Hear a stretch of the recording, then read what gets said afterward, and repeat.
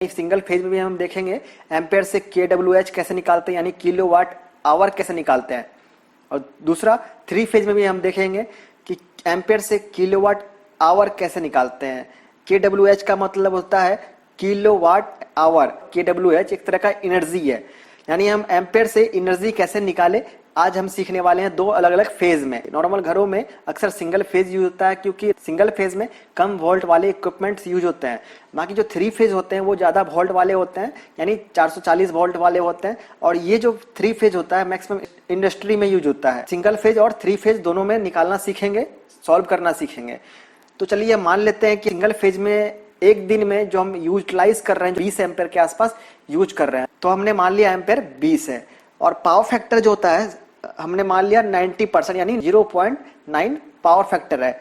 Normal घरों में जो पावर फैक्टर होता है वो अच्छा होता है क्योंकि डिवाइस लगे होते हैं, जो इक्विपमेंट लगे होते हैं जैसे कि टीवी, फ्रिज, रेफ्रिजरेटर, बल्ब, ये सब का पावर फैक्टर ज्यादा अच्छा होता है। जो ऐसे डिवाइस होते हैं जिसमें कॉइलिंग होता है जैसे कि मोटर, जैसे कि पंखा, इनमें पावर फैक्टर जो होता है ज्यादा अच्छा नहीं होता, खराब होता है। तो बाकी डिवाइस के मुकाबले ये डिवाइस थोड़ा कम लगे होते हैं घर में, इस वजह से हमने मान लिया पावर फैक्टर 0.9 के आसपास। जो वोल्टेज होता है सिंगल फेज में वो 230 वोल्ट 220 वोल्ट के आसपास आता है सिंगल फेज में। तो सिंगल फेज में वोल्टेज 230 मान लिया और सिंगल फेज में जो पावर फैक्टर माना वो 90%, यानी 0.9 माना। एक फॉर्मूला निकल के आता है एनर्जी के लिए, kWh क्या होता है मैंने आपको बताया, ये एक तरह का एनर्जी है। तीनों चीज पता है, तीनों चीज यहाँ दिया हुआ है, गिवन है। इस फॉर्मूले में पुट करना है, तो फॉर्मूला में हमें पुट कर दिया 20, 230 और 0.9। सॉल्व करने के बाद जो आता है वो आता है 4140 वाट। ये वाट में आएगा, जो सॉल्व करोगे आप ये जो आंसर आएगा वो वाट में आएगा। तो हमें इसे क्या करना है, किलोवाट में कन्वर्ट करना है। तो हमें क्या करना पड़ेगा, 1000 से भाग देना पड़ेगा, 1000 से डिवाइड करना पड़ेगा। तो 1000 से हमने करने के बाद सिंपल सा चीज है, 3 जीरो हटा के यहाँ पे हमने पुट कर दिया, तो यहाँ पे आ गया 4.14 किलोवाट। हम देख पाएंगे हमें 20 एम्पेयर का हमारा लोड था, तो जो एनर्जी निकल के आता है वो आता है 4.14 किलोवाट एक दिन के लिए। तो एम्पेयर से आप एनर्जी निकाल सकते हो। तो इस फॉर्मूला के बिहाफ पे एम्पेयर से किलोवाट आवर। अब चलते हैं हम 3 फेज में निकालते हैं। तो 3 फेज में हम मान लेते हैं कि जो करंट है सेम है।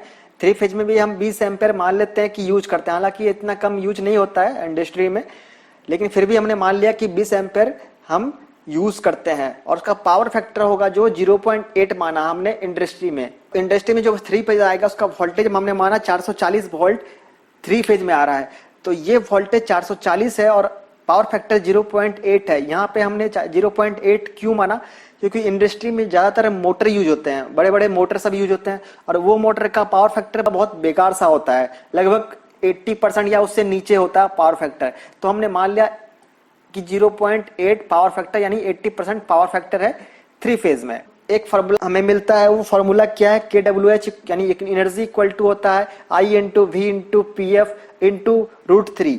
अगर आपको 3 फेज निकालना हो तो आपको √3 से इंटू करना पड़ेगा। जब भी आपको अगर 3 फेज निकालना हो तो फॉर्मूला दोनों सेम है, देख पा रहे हो आप, ये सिंगल फेज के लिए और 3 फेज के लिए। बस क्या है, एक्स्ट्रा एक जो √3 है वो ऐड हो गया यहाँ पे 3 फेज के लिए। जब भी आपको सॉल्व करना हो 3 फेज तो √3 को इंटू कर दिया इसके साथ। इस फार्मूला को आप याद रखना। और ये सिंगल फेज के लिए, ये 3 फेज के लिए। अब इसे सॉल्व करते हैं। पुट कर, जैसे पुट किया कर दिया हमने, करंट कितना 20, वोल्टेज के 440, पावर फैक्टर 0.8, √3 का मान होता है 1.732। तो हम इसे सॉल्व करते हैं। सॉल्व करने के बाद आता है 12193 वाट। तो यहाँ पर भी वाट आया था, यहाँ भी वाट ही आएगा। अब हमें इसे चेंज करना है किलोवाट में। तो क्या करना पड़ेगा, सिंपली से चीज जो यहाँ पे किए थे 1000 से डिवाइड करना है, 1000 से भाग देना है। तो 1000 से भाग डिवाइड करने के बाद क्या आता है 12.19 12.19 किलोवाट। 12.19 किलोवाट जो आया कितने एम्पेयर पे आया, तो 20 एम्पेयर पे आया 3 फेज में। 20 एम्पेयर पे 12.19 किलोवाट आवर। तो यहाँ पे हम देख पाएंगे यहाँ पे 20 एम्पेयर था तो उसका कितना आया पावर, यहाँ पावर आया 4.14 किलोवाट आया।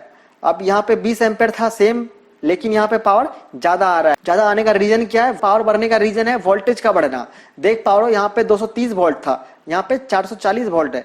जाहिर सी बात है हमने एम्पेयर तो फिक्स रखा है, ये 20 एम्पेयर यहाँ 20 एम्पेयर, एक चीज हमने फिक्स रखा है। ओम्स लॉ जो यहाँ पे अप्लाई होता है। दूसरा चीज अगर बढ़ाते हैं तो तीसरा चीज जो होता है जिसका इफेक्ट होता है वो बढ़ेगा।